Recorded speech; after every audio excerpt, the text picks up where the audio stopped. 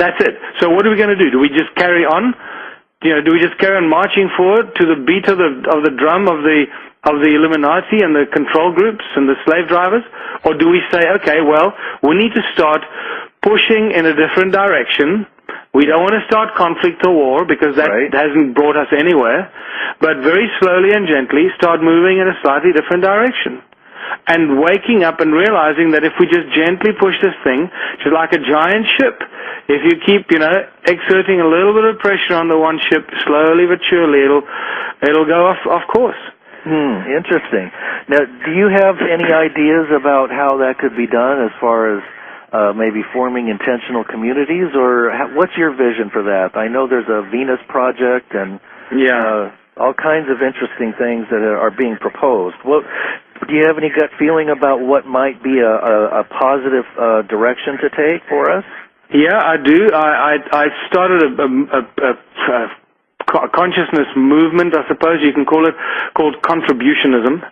And I really borrowed this from the ancient civilizations, unconscious of it when I did it, and adapted it, looked at all the existing models that we've had, because if we agree that every single socio-political system we've had as the human race has failed us, which I believe is quite evident and quite obvious. Yes. So here we are, we're pretty screwed.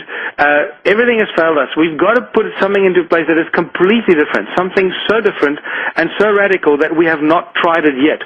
We can't go back and try and rehash fascism or rehash communism or rehash capitalism. They don't work. None of them work. So we got to propose something completely different. And I propose the system that I call contributionism, where you take money out of the equation, which is the tool of enslavement. By taking money out of the equation, you immediately remove the concept of barter or trade. That must go as well. Anything that has exchange or attaches value to anything must be completely removed from the system. And at the same time, you need to explain to people that what it is that people need to start to get involved in is contributing, and I call it contributionism because it's a social structure where everybody contributes what it is that they're passionate about or good at, naturally God-given talents. They contribute to their community to the best of their ability for the greater benefit of all, not, well, if I give this to you, what do I get in return? That's the wrong. We've been down this road for too long, and it doesn't work. It doesn't, no. So it's a conscious movement that everybody contributes to the greater benefit of all in whatever community or society they live in, and this is a slight departure from some of the movements that I've seen out there on the internet and so forth, where they say we must go back to living off the land and everybody must grow vegetables and all this. That's also the wrong way to go. Right. Because rocket scientists don't want to grow vegetables.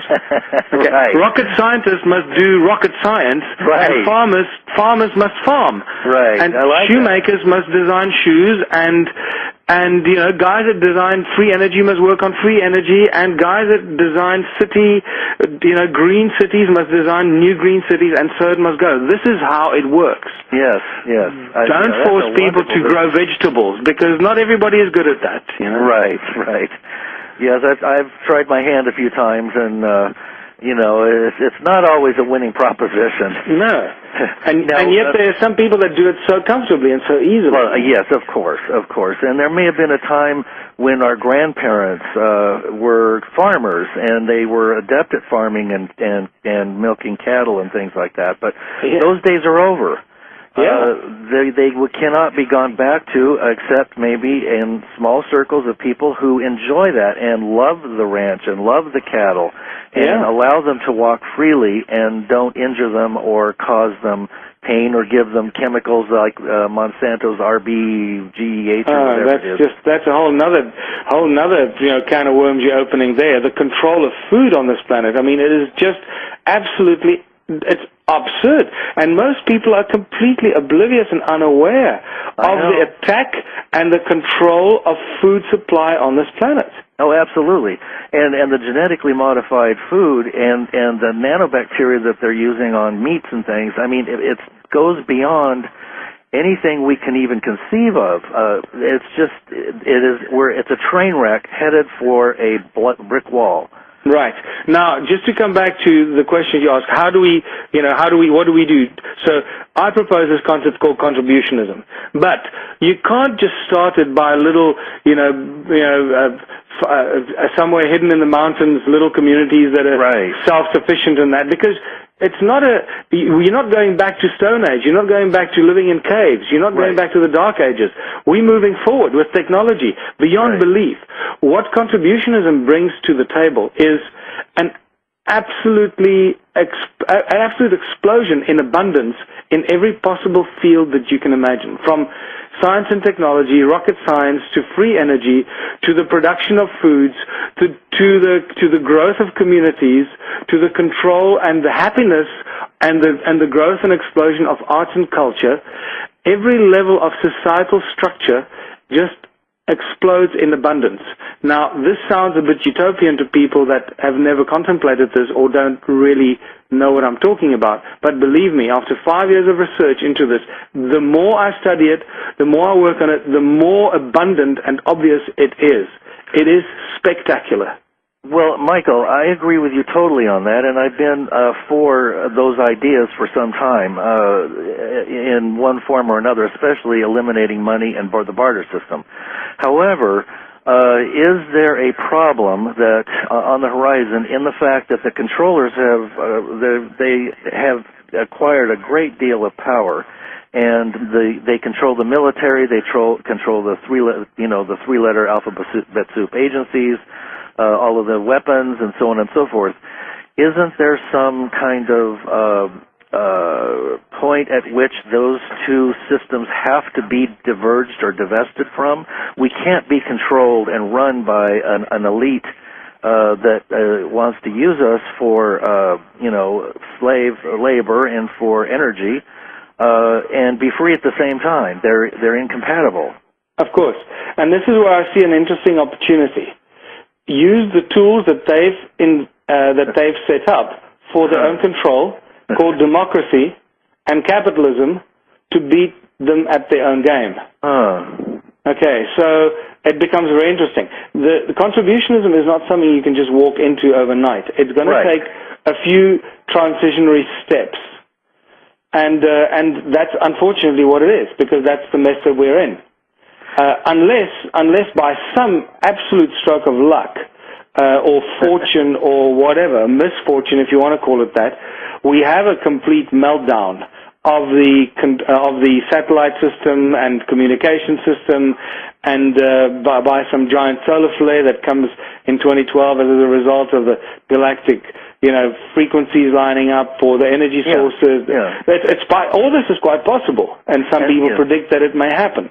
And that would be a great leveling tool, because nobody would have any money at that point. Exactly. So if there's a global meltdown and every computer and anything that works on electronics just gets fried, you can't communicate with anybody, you can't drive any car with an electrical system, you're basically back to square one.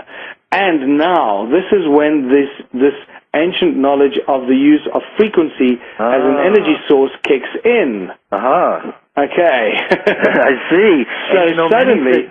You see where I'm going with this? Oh, yeah. And many say that the pyramids were moved with sound technology. Exactly. It is all, Lance, this is the amazing thing. Once I realized that the ancient structures of Southern Africa were built with the knowledge of sound frequency and using sound and frequency as a tool as a source of energy, suddenly everything makes absolute sense. Stonehenge makes sense. Great Pyramids start to make sense. All the other ancient civilizations, all the other structures around the world start to make sense. They were all linked to the generation of energy using frequency, and specifically sound frequency, as a source of energy. And this is why I believe that we're reaching the strange conclusion of some weird prophecy that I said earlier. Because if we have a meltdown and we go back to, we got to start all over, and there's no money to control the people, and if the Illuminati think they're going to control the people because they've got gold, they completely misguided, and this is where they've completely lost the plot and missed the boat. Because gold is going to mean absolutely nothing. unless you can't eat a Mona Lisa or a bar of gold.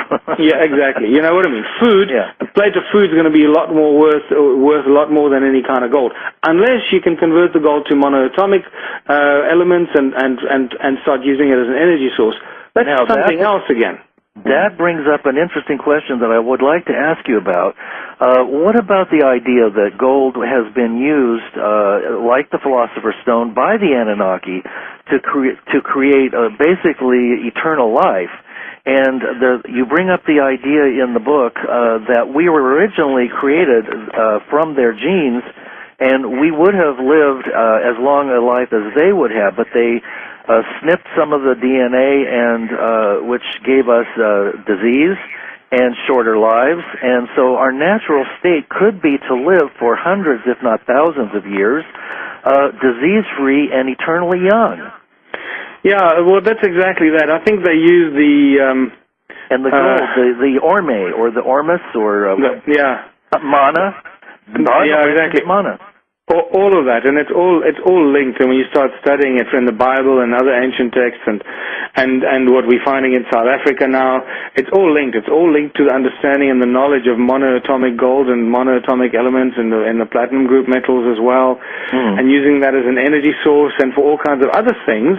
But that is another interesting, very interesting, I suppose a very important aspect of this debate. But at this stage, we don't really know, other than the really secret laboratories of the Black Ops, how to convert gold to monoatomic gold or other elements into gold. What we do know is that gold was a highly sought-after element and cannot be separated from humanity. It's just not possible. The origins of humankind are inextricably linked to the pursuit of gold. Now, what about the idea that, I know a lot of people are concerned about this one, so I feel like I should probably ask you. I have some kind of need to ask you. The idea that the Anunnaki were really housed in Nibiru, and that they cycle around here somewhere around every 3,600 years, and that they're about due for another return. Well, one thing, where did the Anunnaki go? Did they go underground? Are some of them still here, do you think? Are they on some of the other planets? Are they overlooking us? Have they changed their attitude towards us over the thousands of years watching us evolve? Or what's your gut feeling about that? I think all of the above, actually. All of the above. But I think the most important one is that they've evolved themselves to higher consciousness levels and realize that what they did here is not necessarily so cool, and trying to make up for some of the mess that they caused, and fix some of the mess that they've caused, and lining and working together with other extraterrestrials and other advanced beings or higher conscious beings out there to try and restore the planet to a stable planet, not being gutted and mined and completely ripping out the guts of this planet. Because remember that the gold and the platinum group metals, especially that is inside planet Earth, that is actually that's like its heart, it's its energy source. It's the thing that keeps the planet healthy and balanced. Wow. And this is not just something that I'm saying because I feel this. I know this from research that I've done and the work that I'm doing with the brilliant Willem de Swart in Johannesburg, who has pretty much decoded all this stuff with his numeric science and shows how all these things fit together. It's the fact that the atomic number of gold is 79. And the polar axis diameter of Earth is 7,900 miles. This is not accidental. These numbers are all inextricably linked.